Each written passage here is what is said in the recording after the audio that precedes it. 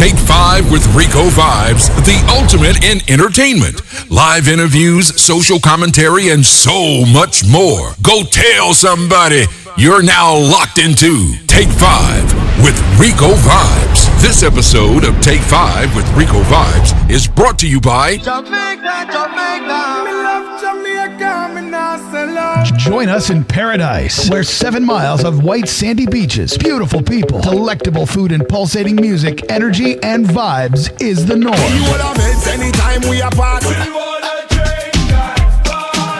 Let's celebrate 15 years of making dreams a reality. It's Campari Dream Weekend, Negril, Jamaica, August 2 to 6th, 2024. 5 days of non-stop premium drink and food inclusive events. It's the festival that never sleeps, featuring local and international artists and DJs that leave you breathless day and night. Forget all the stress that life brings for 5 days of fun can done.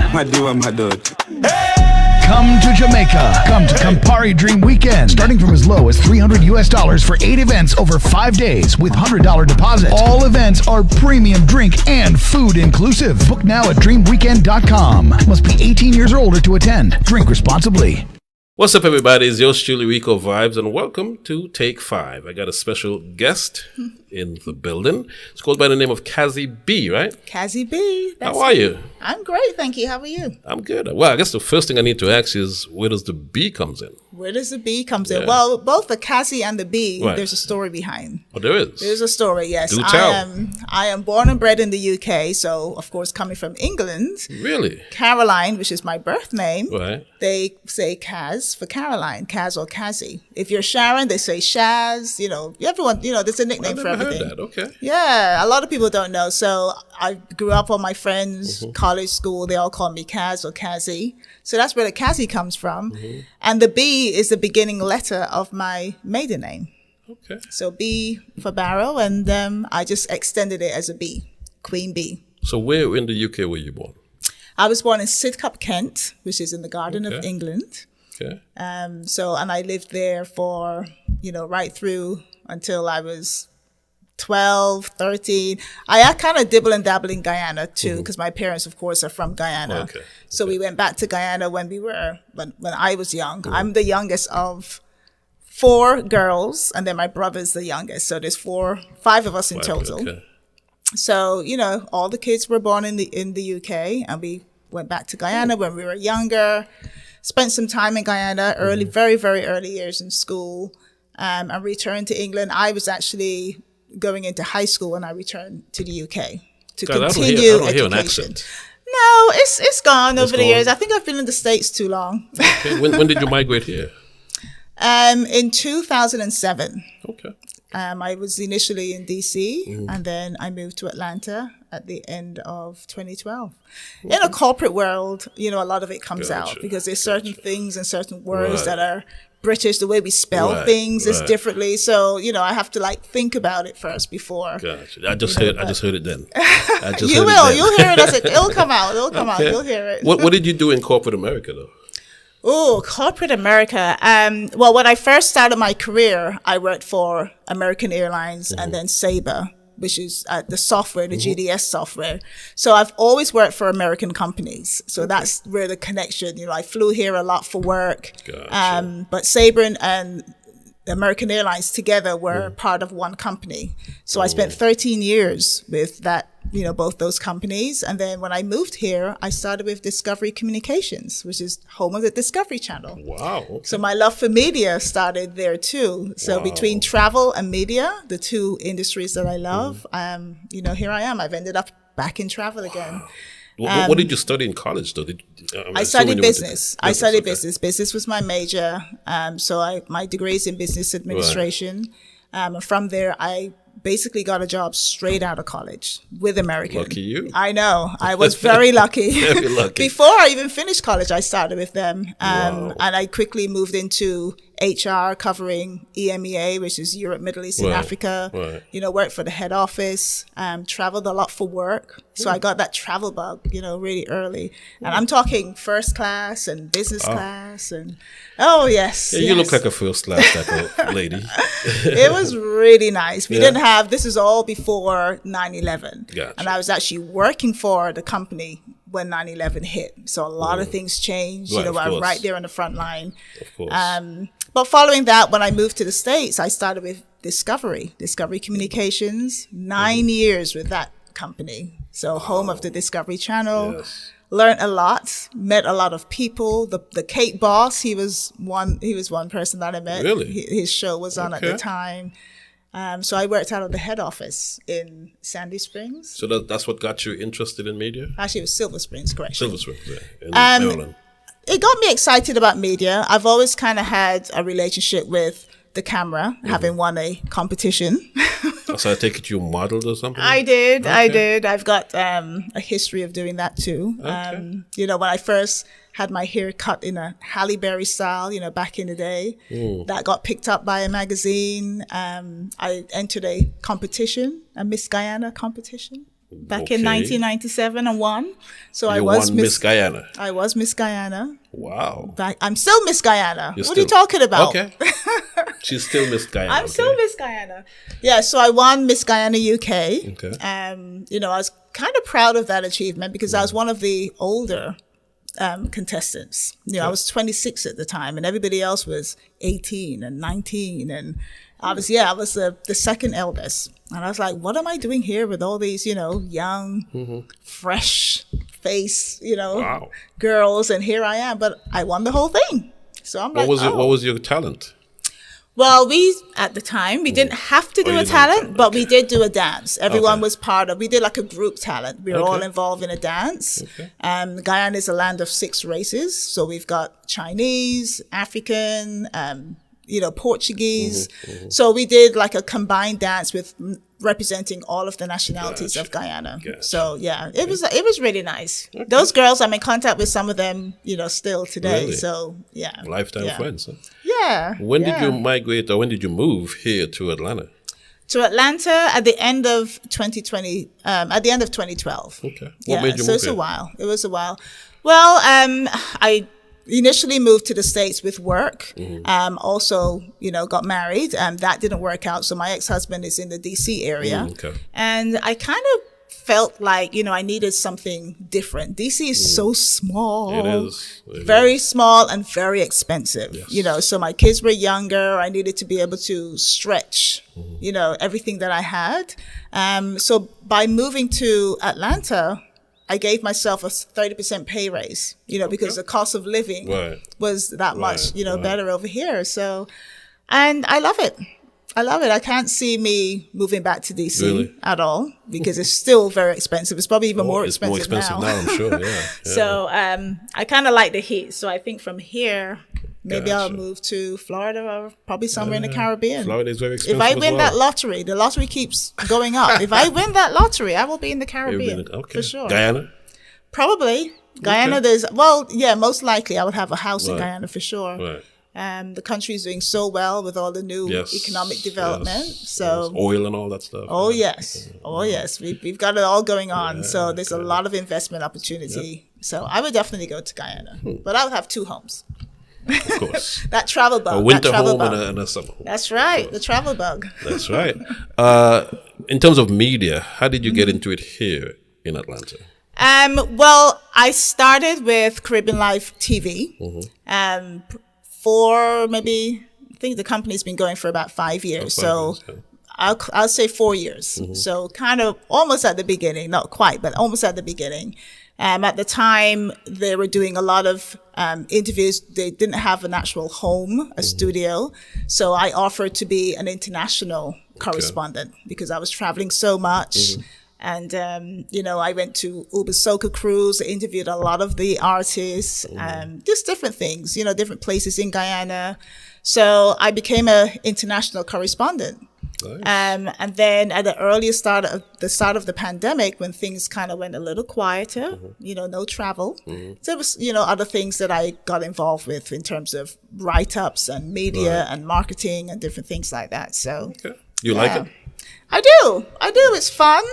I mean, you're a jovial person, so, you know, you seem Well, to I've be made always for been, it. I've always been involved in some level of media. Gotcha. You know, back in England when I won the competition, I was at various events. You know, I had photographers, I had a chaperone, I had all these different things. When I flew to Guyana after winning the competition, I was on TV, in the newspaper. So I've always had that kind of interest anyway. So it just makes sense. It just made sense to try to, you know, make that happen. And yeah, it's just, you know, it develops from now. And with the birth of podcasts and with, you know, social media and being able to go live and people following you and people so interested and invested in your life, it just makes it a lot easier to Is be your able life to get the interesting, word you out. think? My life is pretty interesting. Okay. It has a lot of moving parts. Right. But yes, I'm getting to the age where things are just going to settle the way it is. I'm just happy with the way things are going. You're contented. Yes, yes, definitely. I love my job. I do work full time, still in travel. So I love my job. I love all the different extra things that I do. Right. And I also love property. You know, I became a realtor. Okay. So I'm a licensed realtor here in Georgia. So I love dibbling and dabbling in property, you know, whether So you it's got your buying, typical Caribbean person, you have 100 jobs. Typical. But, you know, it seems like it's a way of life. You know what I mean? Nowadays it is, yeah. You seems like can't it's a have way of one life. source of income. But the good thing is that you have to enjoy everything that you do. True. But then it doesn't feel like work. True. You know what I mean? If you enjoy doing it, well, then it's just, you know, it's a hobby that you get a lot of pleasure out of. Yeah. So I love... And income. And income. There you go. Yes, and income. So, you know, I love property. I've always... In fact, I bought my first house when I was in my early 20s. You know, I was still at college. You know, that early job, I got my first house. So I was very proud of that. And that was in England. So from an early age, I was buying property and selling and renting and investing and so on. It just made sense to So who get that instilled license. those values in you? Because to be such young and to be a homeowner so young, who instilled those values in you? My parents, you know, a lot. You know, I got to thank my father for a lot. His business in Guyana is older than me. He's had it from, you know, earlier on. When he passed in 2020, my brother was able to take over that business. We are all part of the business. And it's still going strong. They've opened new branches. You know, it's definitely a staple in Guyana. Everybody knows What's that the name business. of it? It's insurance brokers. Okay. It's an insurance brokerage firm.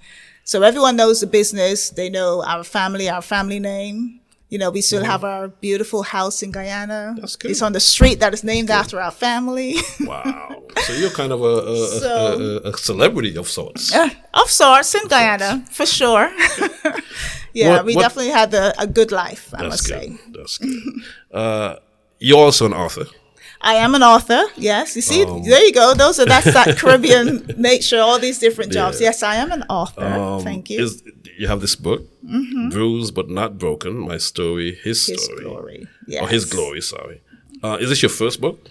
No, it is not. It's actually my second anthology. The first one I wrote probably about 10 years ago. I was actually still in DC when I wrote the first one. And that was released in Asia. Again, it was an anthology with a group of women. They were from that part of the world. So a friend of mine who works at the World Bank kind of got me involved. And a lot of it was produced in Asia and, you know, pushed in Asia. So a lot of people don't know about that book. But this one is our stories, myself and my fellow authors. It's our stories taking you through the years. In my case, it's taking you through the years. So I talked about the early years in Guyana, moving to the UK, you know, how we had a little bit of a struggle. Because coming from the Caribbean, you know, I grew up with housekeepers and drivers and, you know, that life. And moving to the UK, that swiftly changed. You know, we were in a 1-bedroom apartment. There was no driver. We took the bus to school. It was just a different life. That must have been a culture shock. It was a culture shock, but it was also, you know, for reasons, you know, when the Guyana hit an economic downturn, you know, our parents decided that, you know what, time to go back to England. We have this opportunity. Why not take it? So we were able to go back, continue school. It's the same schooling system because you're coming from British Guyana. So it was still O-levels. Remember O-levels? Yeah. CXCs. CXCs, O-levels, A-levels, same system. Right. So we were able to continue education, not a lot of, downtime. Gotcha. College, I did the whole shebang. And then started education, straight into high school, and then worked. And then from work, able to travel, and then the rest is history. Wow. So, see, this is all various stories. Yes. How long did it take you to put this together? Not for a very long time. I was surprised. It was compiled by Dr. Chris Scott, who is a life coach. So the 7 women will kind of meet, and we were told how to prepare ourselves to write your story. Gotcha. Just finding that quiet time, when the house is dead quiet. Maybe in the middle of the night might work for some people or whatever. In my case, I love an early morning. So I would get up really early, start writing. And before you know it, you've got 2, 3, 4, 5, 6 pages just from the top of your head, because it's your story. And if it's the truth, it's very easy to write, so I was able to write it in rough. And then once I started typing it out, you sleep on it for a couple of days and you go back to it and you remember certain things and you continue with that. It was pretty straightforward. Of course it got edited and you go back and forth a few times, but the bulk of it was just in the top of your head. You'll be surprised once you start to think of your story, how much you can get out of it. So I'm looking, if I'm judging from the title, Bruised But Not Broken, My Story, His Glory, is this relationship geared? Not necessarily. A lot of it is to do with just your story on overcoming obstacles. Gotcha. I had, a few obstacles within my story. I didn't go into a lot of detail in this book because you got to wait for the next one. Okay. You got to wait for the next one, which will just be mine, like a memoir. Gotcha. But this one touched on a lot of different things. I talked about, you just learned about being Miss Guyana and how I felt, being one of the older, contestants. But there's also things when I was pregnant with my first child, she was born early. Because I almost fell, and I kind of, during that, she was actually born on my birthday. It's just different things that are in there, How many different kids do you struggle. have? I have 2. 2. Okay. I have 2 children. So that's one of the things in my story. The other ladies have, other obstacles that they overcame, but a lot of rather really serious. You might want to definitely have a read through, and you'll be surprised. You'll learn a thing or two. Wow. Don't want to give it all away. Gotcha. But you will learn a thing or two. What's next for you? What is next? That's a great question. I'm definitely going to be writing a memoir because I think that's important. When I lost my dad in 2020, I always say to my sisters and, people who have lost loved ones, wouldn't it be great if you had a book that you can read about that person, just read about, all the different things and have these beautiful memories. You know what I mean? So I think it's important to write your story or write some level of your story, whether it's in a letter form to give to your kids or, something. So I'm definitely going to be doing that.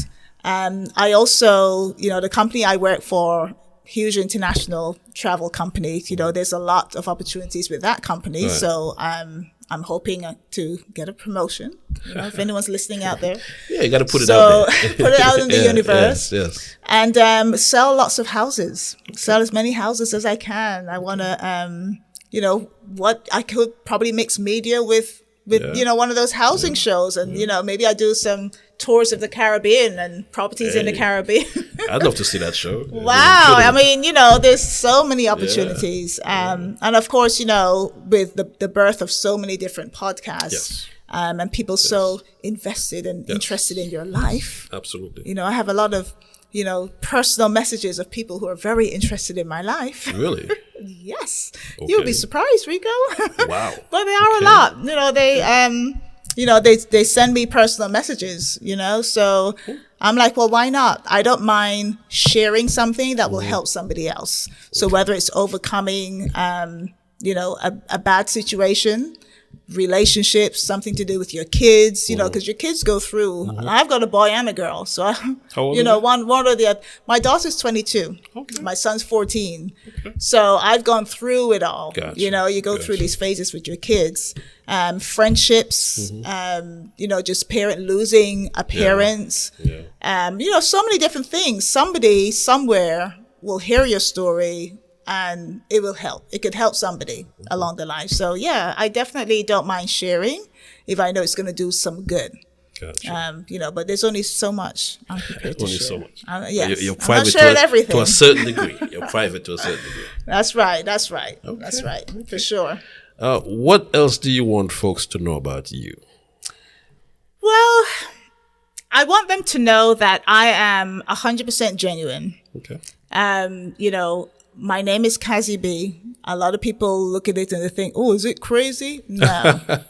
No, that's you and your eyes deceiving you. There's no R in the name. It's Right. Cazzy. Crazy, we all have a little bit of crazy Of course. in us, and we all can be at times. Of course. You know, I will take it so far with someone, and then I would just shut it off and just, you know, call it a day. Because once I hit 50, because I am a woman of a particular age. Okay. I am a woman of a particular age. I know I don't look 50. You're a mature woman. Put it that way. That's right. Okay. So once, you know, I got to that age that begins with a 5, you know, there's something about seeing your age beginning with a 4 and being able to tick that box, you know, the, Yeah. you know, the 30 to 40 and the 40 to 50 box. But then once you see that 5 and it's 50 to 60, ooh, there's something about that where you get to a point where your tolerance is no longer there.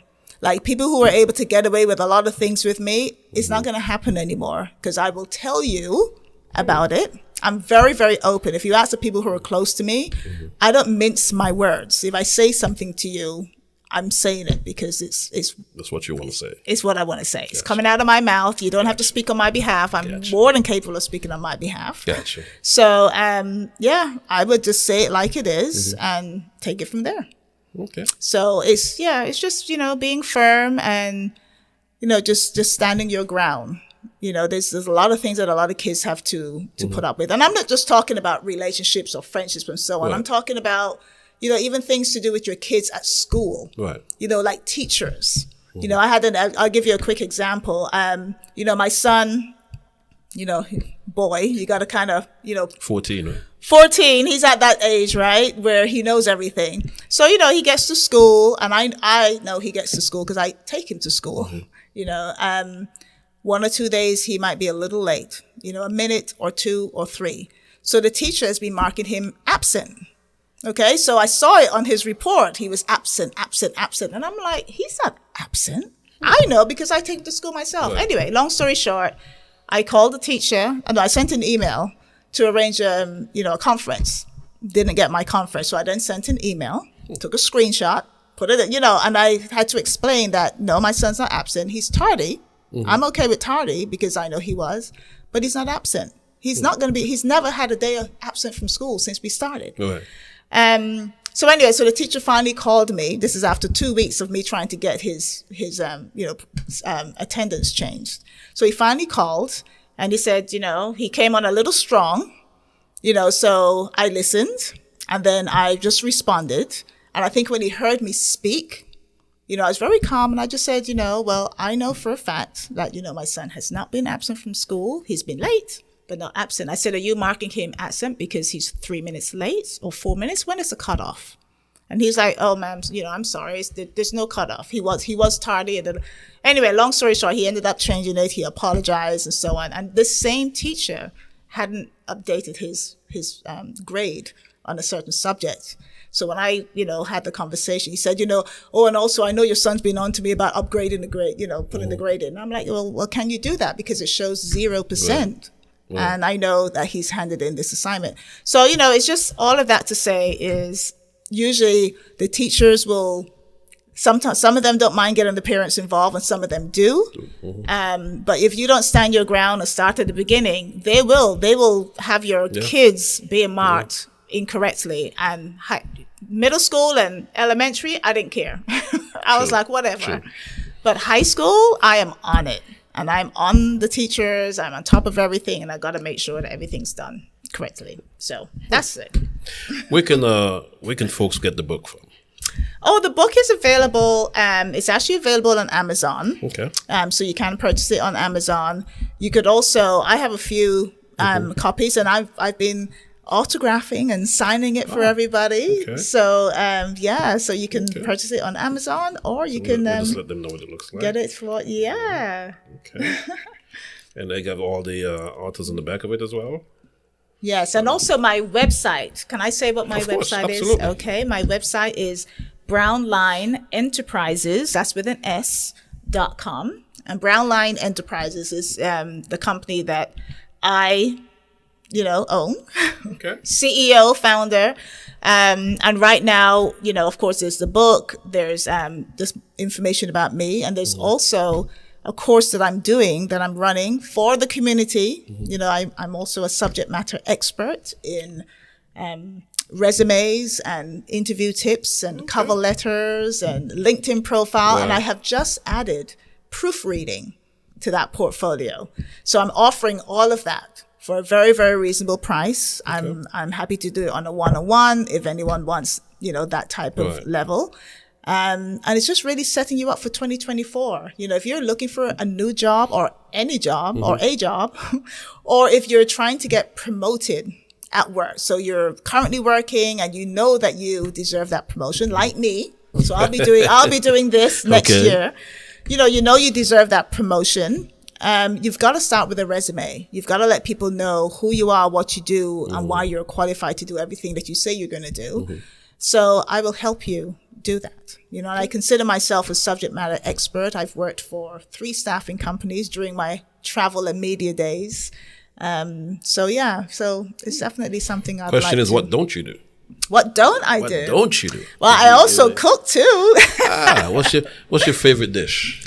Oh my gosh, I have so many. Is it the Guyanese dish? Is it the British dish? Because the British are known not to be able to be good cooks. Well, it just depends. It depends. They don't. The food tends to not have a lot of flavor. There you go. But it really depends on how you cook it and who's cooking it. Gotcha. But I have been into eating healthier for the last. I think I started in my 40s actually with this whole kind of healthy tip. And just in the last year and a half, I decided to cut meat out of my diet and just stick to fish. I tried it before. It lasted for a few months, and then, Thanksgiving comes and, you're eating everything. Yeah, the hams and all that stuff. Everything. And I used to really love ham. Bacon, my gosh, weakness. But I decided, it's time to cut it out completely. We're getting into those, like that number 5 I told you about. It kind of scares you. 5 turns to 6 and so on. Yeah. So I said, it's time for me to really switch a lot of things up. So I still make all of the regular food, but I make it healthier. So like I make my own bread. I don't buy bread anymore. I make my own with gluten-free flour and almond milk and, I get bread. I also you talked about British dishes. Yes. There's shepherd's pie. Yes. I make a really good shepherd's pie, but I don't use, turkey. If I'm cooking it for my son, I'll use turkey or beef. Right. But, I'll have an alternative. I made Guyanese patties the other day with fish and spinach. I made a nice mix with the fish and the spinach, and I made that into patty. Of course. Okay. And I always use Guyanese curry. It's the best. But I have that with not necessarily rice. I might make it with quinoa, or I might make it with, tabbouleh or something different. Okay. The only thing that I can't use gluten-free flour for is roti. I know how to make roti, but you can't make it with gluten-free. You need that gluten. You need that, that's the only thing I haven't been able to make healthier right now. But everything else I try and make healthy. And I stick to a lot of greens. You're not just a pretty face. Oh, I'm far more than that. You have some substance. You're educated. You're an author, you're a realtor, you're just everything. Just try and do as much as I can, keep myself busy. I like to be busy. I like to keep myself busy. So, and before I go, I've got to tell you about the promo show with Cazzy B. Absolutely. Go right ahead. So the promo show is, it was created primarily for smaller businesses to get the word out, to promote their business to, not just businesses, events, gigs, services, whatever you have going on and you want it promoted. So the promo show airs every Wednesday from 7:30 to 9 o'clock. There's a pre-show. So that's breaking news. Okay. Breaking news for the pre-show. But from 7:30 to 9 o'clock on Caribbean Live TV on Facebook, as well as we have a radio app as well, Live 365 radio app. Also on my pages, I'm testing Twitch. So please follow me on Twitch. So I'm testing Twitch as well as my Facebook page and my Instagram page. Okay. And the format of the show is, we talk about promoting businesses and so forth and have guests. But I also talk about the trending topics. So the trending topics out in the world, and it could be anything. I pick the 8 topics and I talk about it with my guests. I make announcements. And, we have a DJ and a vibe and some music. That's what's up. So it's a great show. It's a great show. What's your social media? What's your Facebook? What's your Instagram? My Facebook? Okay, so my Facebook is Cazzy B. So Cazzy B on Facebook, promo show. So not that, just promo show on Facebook as well. On Instagram, it's _promo_show. Okay. And also on Instagram, I have 2 of everything because you just have to. You got to have one that's clean and one that's ratchet. Okay. Got you. So my other Instagram is Sweet Caroline B. So that's Sweet Caroline, like the song, Neil Diamond, Sweet Caroline, and then BEE. And then TikTok is Cazzy B, Twitch is Cazzy B.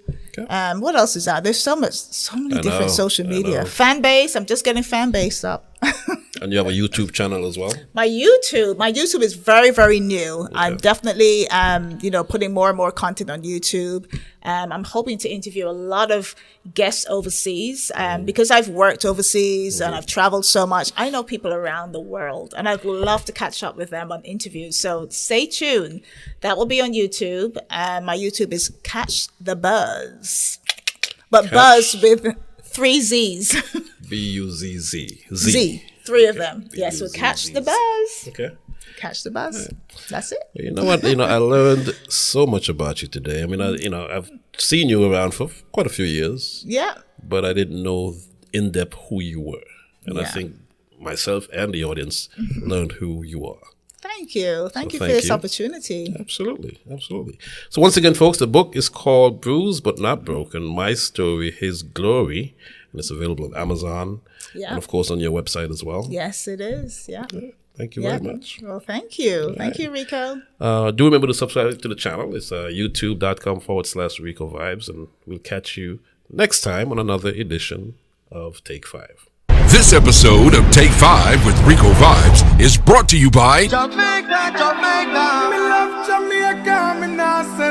Join us in paradise, where 7 miles of white sandy beaches, beautiful people, delectable food, and pulsating music, energy, and vibes is the norm.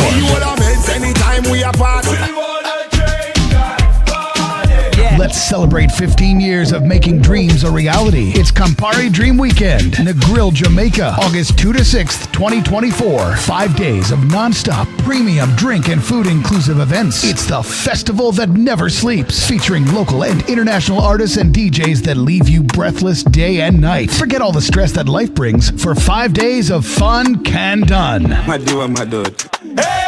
Come to Jamaica. Come to Campari Dream Weekend. Starting from as low as $300 for 8 events over 5 days with $100 deposit. All events are premium drink and food inclusive. Book now at dreamweekend.com. Must be 18 years or older to attend. Drink responsibly.